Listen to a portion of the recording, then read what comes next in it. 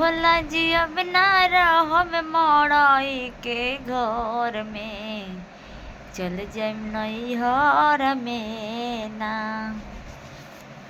भोला जी अब ना रहब मड़ई के घर में, चल जाइम नैहर में ना। हेलो गाइस, नमस्ते, प्रणाम, क्या हाल बाटे? तो का भाभी हमार वीडियो काट के डाल देता रोज ना, अच्छा लगा था का? तारा भी होता कि था पता नहीं कि हाँ वीडियो, तब अभी तहनी के कुछ हम कहे नहीं तो तहनी के था इथी रहल ना।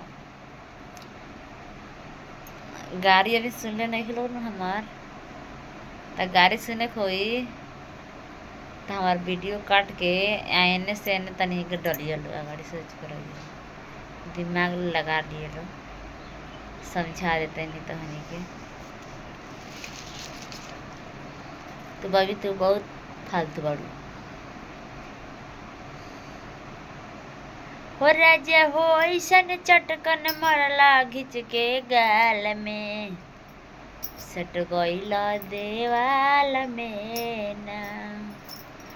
तोहरे बनावल खाना रह गइल छूछे, रतिया वैसन चटकन मरला घिच के गाल में, सट गइला देवाल में।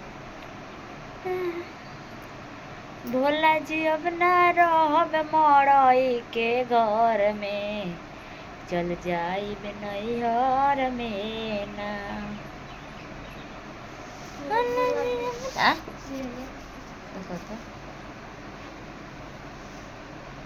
बाप रे बाप, केते बर के ढिलावा बाटे हो राम।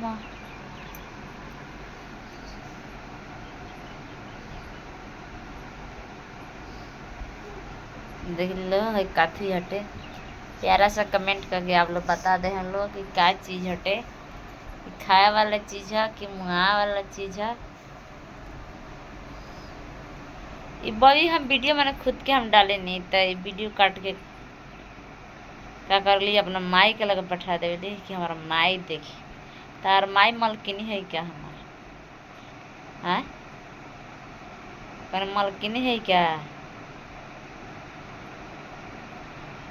बोला